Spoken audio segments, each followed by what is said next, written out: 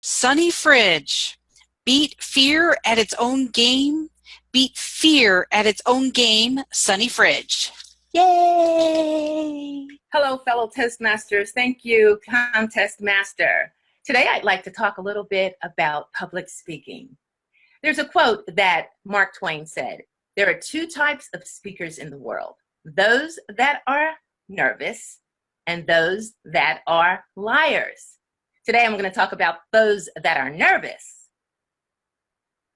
Did you know that public speaking is the #1 fear? Some of you have come into this class because you tell me that you definitely don't want to get in front of a crowd. And almost 85% of people feel the same way. As a matter of fact, they fear public speaking more than tigers, spiders, even death. Here's what Jerry Seinfeld says about it, comedian Jerry Seinfeld. I saw a thing, actually, a study that said speaking in front of a crowd is considered the #1 fear of the average person. I found that amazing. #2 was death.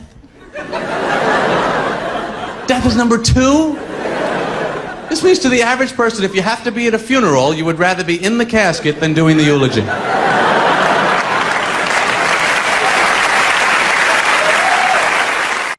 I have to tell you that fear is no laughing matter for most of us. And fear is a distressing emotion, and it's aroused by impending danger, evil, and pain, according to dictionary.com. And whether that fear is real or imagined, you have that feeling or condition of being afraid. Marie Curie says that the thing in life is to make sure that fear is to be understood. It's not to be feared. And now is the time to understand it more so that we may fear less.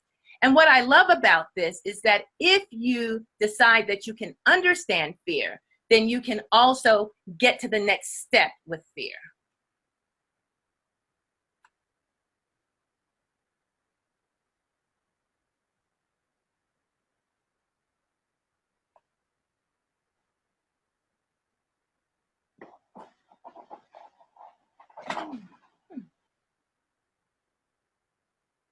Okay. Some of the things that happen with fear is that there are triggers, new and unknown situations. You have that fear of a new place where you're speaking, and that's what's going to make you more fearful. Then there's the risk of failure. Sometimes you remember what happened when you were a child and you don't want to get in front of an audience again. Then there's the thought of being made to feel silly or laughed at by a crowd. And of course, there's the boring speaker. Have you ever gone to a presentation where the speaker put people to sleep? Have you ever been that speaker? What I'd like to talk to you today is about how you can beat fear at its own game. And I'd like for you to join in a little game yourself. And I'm going to call on Trisha, Jim K, Hyan, Glinda, and Angie. If you would play with me and put your answers into the chat, we'll get to you. Here we go. The play Family Feud. Come along with me. We're playing Family Feud online presenter style. And here we go. As you know, the game is played by asking a question about 100 people. And here's the question. Name symptoms you experience during fear of speaking. Name symptoms in the chat that you experience during fear of speaking. And Elaine, if you would call out one of those answers.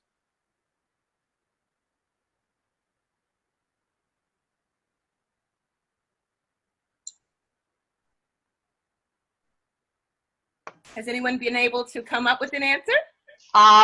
Trisha says shaking. Shaking.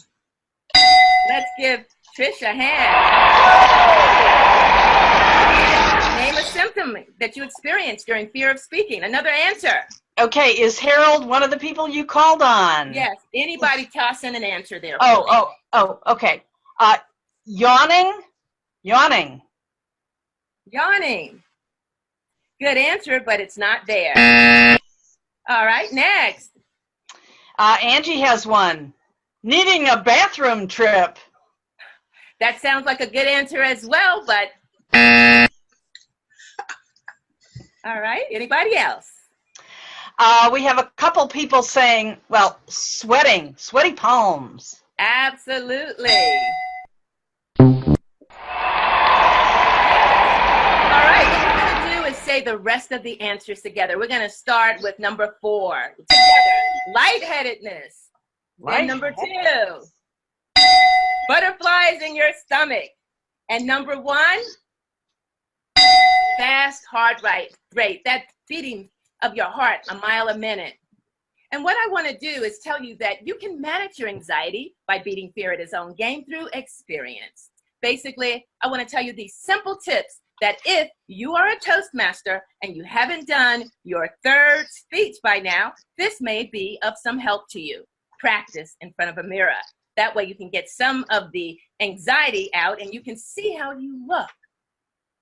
Record yourself on a smartphone. Everyone has a smartphone.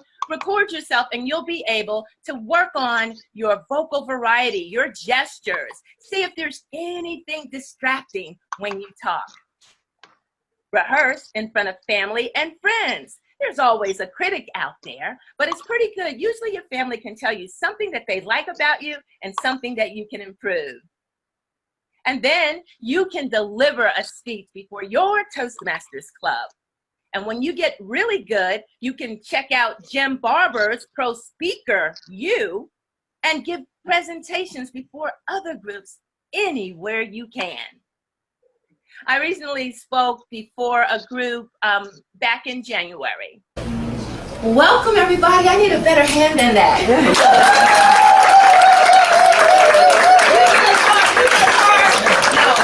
Card, not car. My business card. You can all get that. Yes. Hello, everybody, and welcome again to EPWA Magnificent Monday. I am happy to be the first speaker. And basically what I did is an attention getter. When you speak, the first thing that you want to do is grab the attention of the audience, whether that's through a quote, a story, a statistic, or a joke. Next week, we're going to be about positive affirmations because the brain doesn't know whether what you tell it is a truth or a lie. So what you tell yourself and think about yourself impacts your belief of yourself. Henry Ford says, whether you think you can or think you can't, either way you're right. So what we want to talk about is how you can overcome some of the negative affirmations and flip the script and put positive affirmations behind that. Remember, it's normal to feel nervous. Your audience won't notice. Use the experience, and next week when we talk about affirmation methods, and you will exhibit confidence. And remember, confidence breeds competence. It's not whether you're nervous, it's whether you show it. It's not whether you have fear, it's whether you show it. And it's not whether you're confident, it's whether you show it. Face your fear and beat fear at its own game. Thank you.